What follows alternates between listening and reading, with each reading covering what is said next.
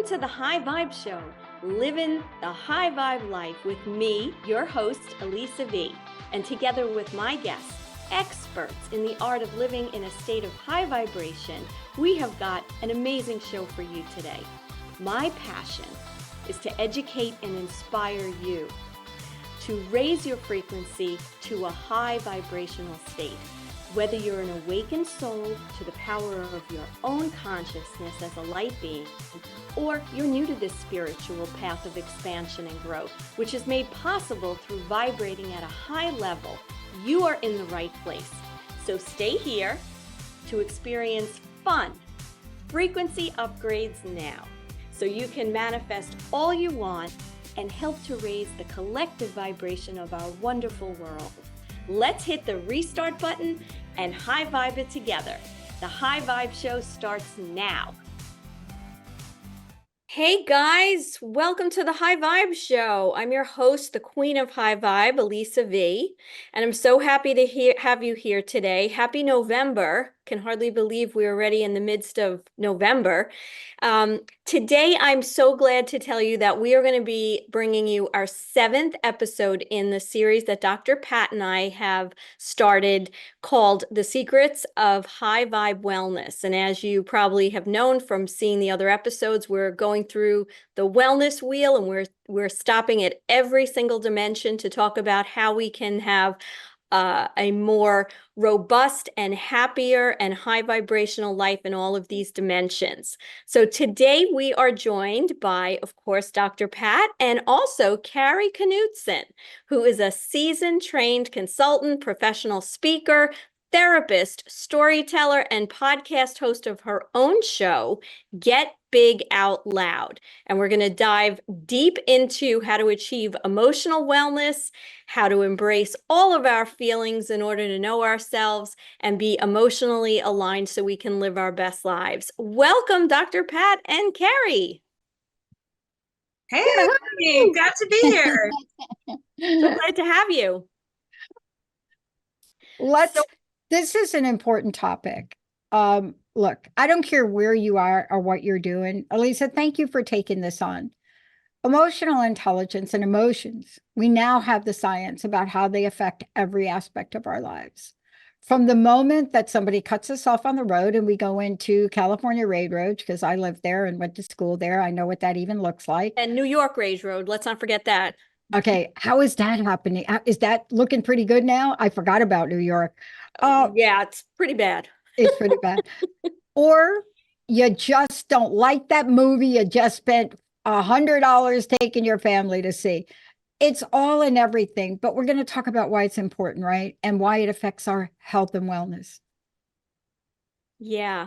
And, I think the other thing to add to what you're saying, it's like so many of us, so many people are so busy, they're so caught up in everything that they don't really take the time to really get to know themselves and get what is actually motivating them, what's behind their reactions, how to become more friendly with the feelings that they have and the emotions that they have, as opposed to, making judgments about how they feel and what emotions are coming up. And that's really what I'm really looking forward to hearing from you, Kari, because I know that you're an expert in all this. And I just want to tell my listeners a little bit more about you in case they haven't caught your show here on Transformation Talk Radio Network. But Kari is an expert in the field of emotional intelligence and human development.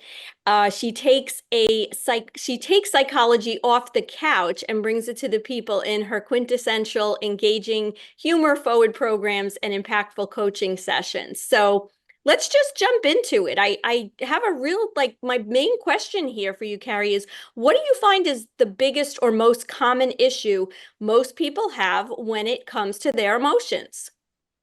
I'm so glad. First of all, thanks for inviting me to this show. And I'm so glad you asked that question, because when you talk about emotions, the primary thing is people tend to think like, oh, feelings, like, oh, I don't want to talk about that. Or I want to talk about the feelings that are good and positive and happy, but I want to resist the ones that I consider maybe bad or negative. And so I see a lot of resistance in the feelings department around any way you kind of take it. It's for some people, it's hard to talk about feelings. Maybe we grew up in families where you're just supposed to get over it and move on. Sometimes in a society that says don't worry, be happy, look on the bright side, find the silver lining. If you're not feeling any feelings around that, it can be like lonely and feel like, well, I can't really share what's going on with me. So I see a lot of repressed kind of ideas around how we express our emotions and what emotions we can share and what we can't. And that's again why I started doing this work as a therapist. I kind of say I deal in emotions. That's my currency. So I think it's really important to start talking about them. And that's why I'm so glad you brought it up on your show today. Yeah.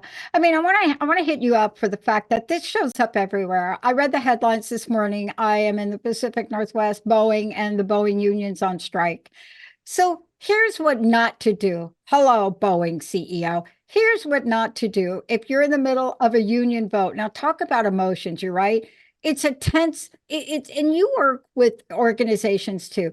It's a, what do you call that? It's like sitting on a keg of dynamite, right? So what you shouldn't do as a CEO is make the headlines where you say, you better approve the vote or else. Now you shouldn't do that. You see, what are you doing? You're putting, like Mama used to say, you're adding a little fuel on the fire or throwing that extra lighter fluid on your coals to get them hot. And so there are so many layers of this, Kari. From where you sit, what are your top 3 things people should know about getting emotionally intelligent?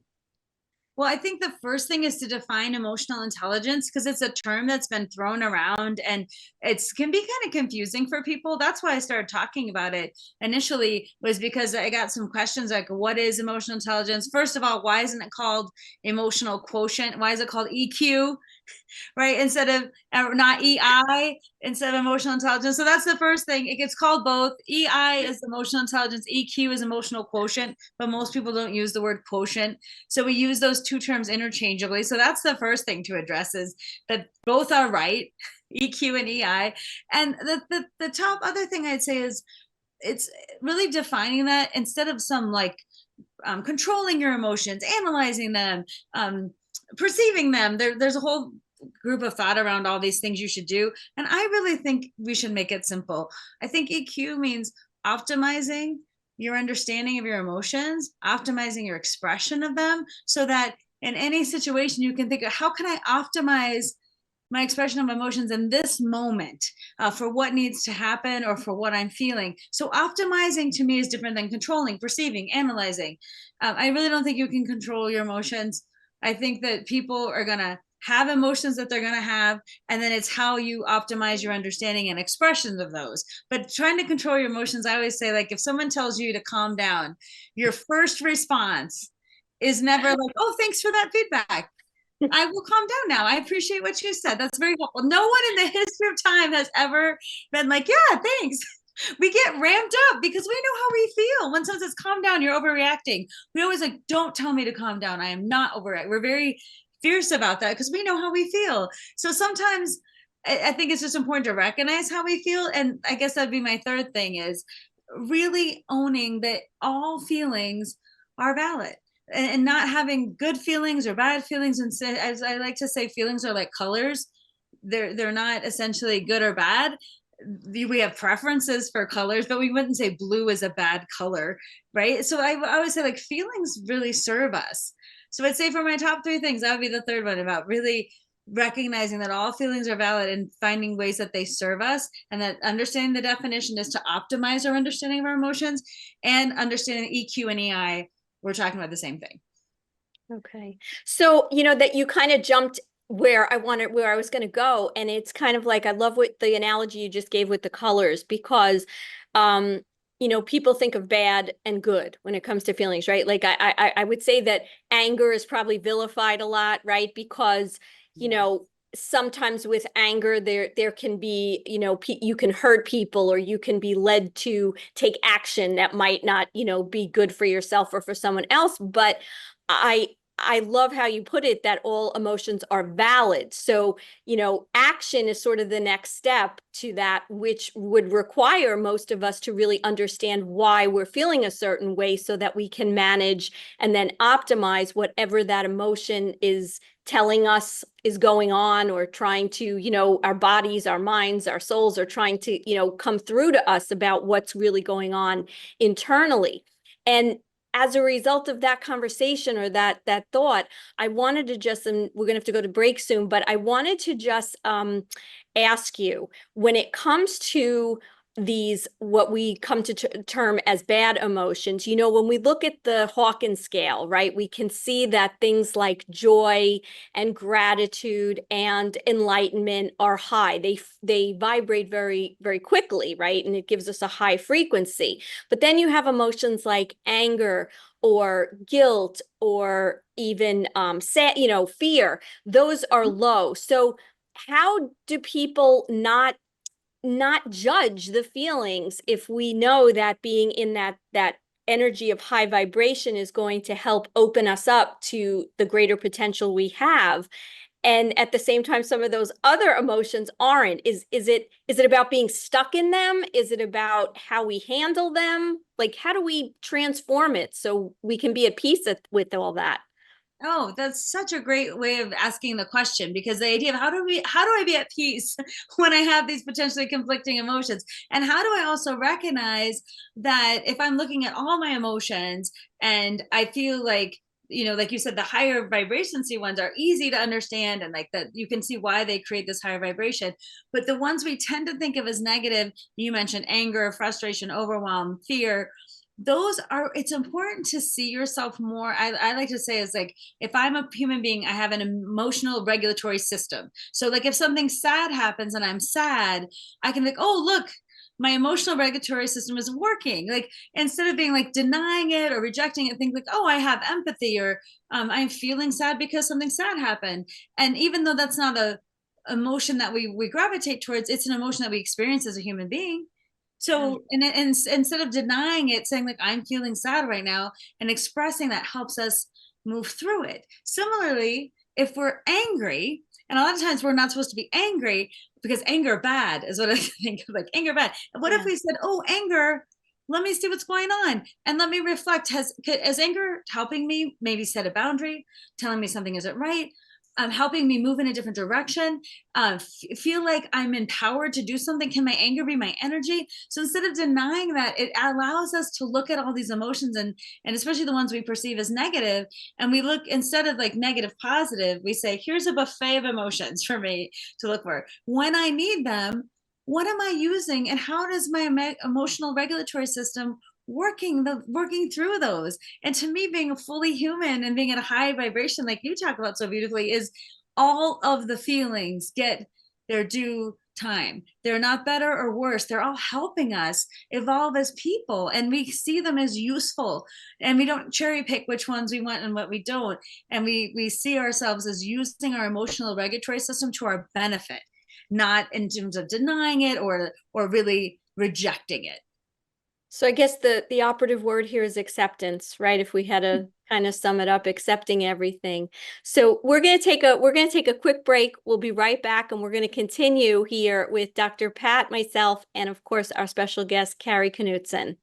Yahoo News is calling Impact Health Sharing the disruptor in the $4.6 trillion healthcare system. That's right, full medical freedom.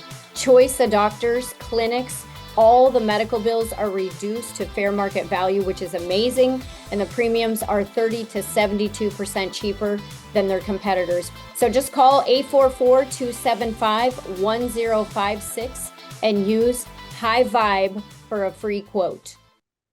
Hello and welcome back to the High Vibe Show. And we have with us Dr. Pat, and we have our special guest, Kari Knutson. And what we're talking about today is having emotional wellness.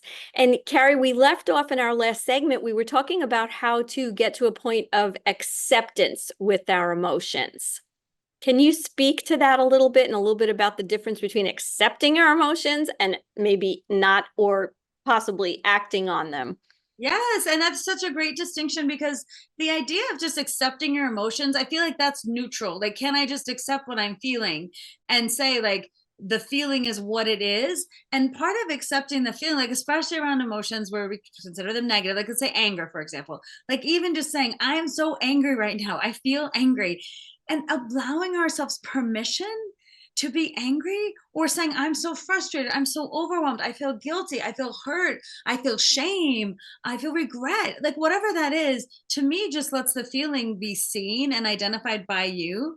And then you have a chance to decide, now, how do I want to process this? Right. But the first idea is, can I accept my feelings in a neutral way? Not that this is a good one and this is a bad one. This is just how I'm feeling. And then when you can accept it, to me, the feeling, I always like, this is how I like to think about it. Holding a feeling is like holding water in your hands. You can't hold that same feeling the same way for very long. And if you can accept that you feel that way, it kind of flows through to the next thing. And if you think about something you were angry about just last week, the intensity of that anger has probably changed over time and with thoughtfulness. So how we feel in the moment tends to shift. But if we accept the feeling, then I feel like we can do something with that, when we can like let it flow. And so the idea of accepting the emotion then allows our brain sometimes to be like, okay, how do I want to act on this? And that's the part of optimizing your understanding of your emotions. How do I optimize this?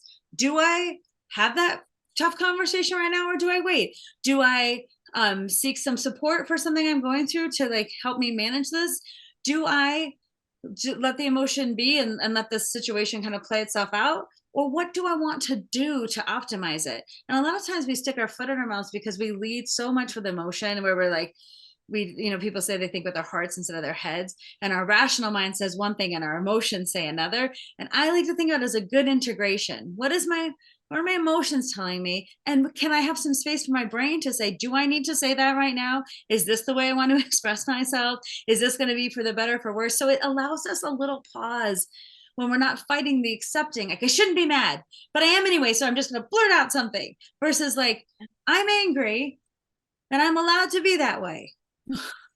Okay, Yeah. now what? It allows that pause between the thought and the action. And that's the idea of optimizing your expression of your emotions. And I wanted to bring up, you talked about before, also about like anger serving as a platform for something that you transformed essentially into something where you're being helpful. You want to speak to that?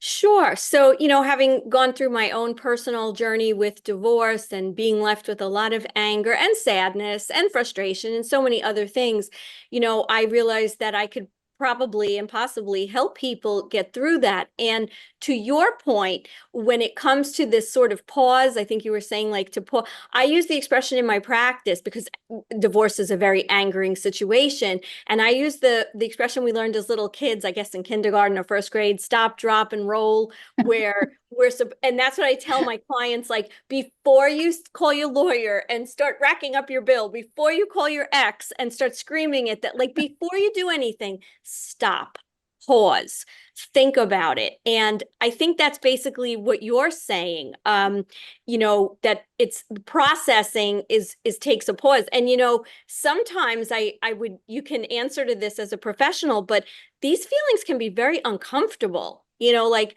we don't want to feel that. We like, joy is fun to feel, and even gratitude, it puts us in this nice feeling, but anger and fear, and like, we want to push it away. But when we push it away, all we're doing is like putting this block to moving forward. And as you said, transforming it or utilizing it or channeling it into something that can really serve us. And I appreciate your kind words, because that's what I tried to do in my life. Now, I want everyone to know, before we go any further, Kari, how do people get in touch with you? And is there anything right now that you're doing that you want everyone to know, professionally, that they can get in touch with you about? Yes, thanks for asking. So I'm a therapist by training. That is my background. And what I say I do in my speaking role is I take psychology off the couch. So I do a lot of public speaking on issues related to psychology. I travel all over the country talking to different organizations about emotional intelligence, the intersection of emotional intelligence and leadership, conflict resolution, resilience, change management. So I have a lot of topics related to how psychology can help us personally and professionally. So I do that, and I do coaching as well for people who want to improve their emotional intelligence. And then I have a one-woman storytelling and comedy show that really connects. It's all about our human experience. And I use that as a vehicle to talk about things in a humorous and interesting way, but really that connects us to our human experience. So all of that information is at knutsonspeaks.com. That's where you can find out about me. And your show, is this something that you go live with around, or is it something that's taped? Like, is this something we can go to? Yes, you can go to it and you can have me come out to your city or state. So it's a one-woman show and it is performed a few times a year. I've done it mostly in Denver, but I've done it one time virtually and one time in Pennsylvania. And so it's a comedy, like a storytelling kind of show, and I'm always up for booking and taking it someplace, and it's a fun night out, and it really does connect the humanness of all this, which is kind of what I love too about your show, like our connection, our humanness, our high vibe. Like when we connect with other people, I feel like our frequency always goes up. When we're sharing in the hard things and the good things, that's part of the reason I do what I do, and that's what I like what you're about too, is connecting to people in order to, again, raise their vibration and start to feel better. Yeah, collectively. And Dr. Pat, it's what she's saying. Like, I love how she's brought the emotions with this laughter, because we always talk about how laughter is like one of the most important things to raising your vibration. Yes. And when we laugh, right, there's so much data on, how healthy that is for us across the board, right? All dimensions. This has been so great. I wish we had more time, but I want to encourage my my listeners today to check out Kari's show. I want you to tune in. And when is your show? When does your show air, Kari? Mine's called Get Big Out Loud. I mean, get big and talk about it. Like, talk about things helps us get big in the world. And it's the second Monday of every month at 10 o'clock Pacific time. Okay. Yeah. Okay. Oh, this has been great. Any other comments, Dr. Pat, on this subject? Yeah, I just want to say that, we don't always have control over things that happen in life, but we can learn how to manage our emotions. We can learn what not to do with them, and we can learn what to do with them. And I think that's what we're talking about today. Kari, thank you so much for all that. Oh, yes. And I think it's wonderful that you want to explore emotional intelligence and helping people find whatever bridge it is between what's going on here and what our greater purpose is, and not letting emotions stop that, allowing it to help us to optimize our experience and to see emotions as a vehicle that are useful and important and very human, instead of something we deny or judge. And like you're talking about, the optimization of them, first accepting, then deciding what we want to do, and then helping that be in a productive way. And so that's my goal, to help the conversation around emotions essentially be more productive and help people understand what emotional intelligence is. And I think highlighting it on your show is such a beautiful way to help people access it. Yeah, thank you, Elisa, for doing all that. Thank you guys for being here. And thanks for joining us today for this show. Remember, you can always hit the restart button on your vibration and bring yourself into a higher frequency. For any one-on-one support, you can just get in touch with me at hittingtherestartbutton.com if you want to vibe high and thrive high through my coaching programs. And until next time, ladies, thank you so much for today, and we'll see you soon.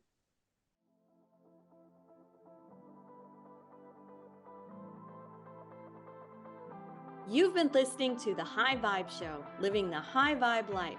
I'm your host, Elisa V, the Queen of High Vibe. Join us every first and third Monday of the month at 9:30 Pacific, 12:30 Eastern on Transformation Talk Radio.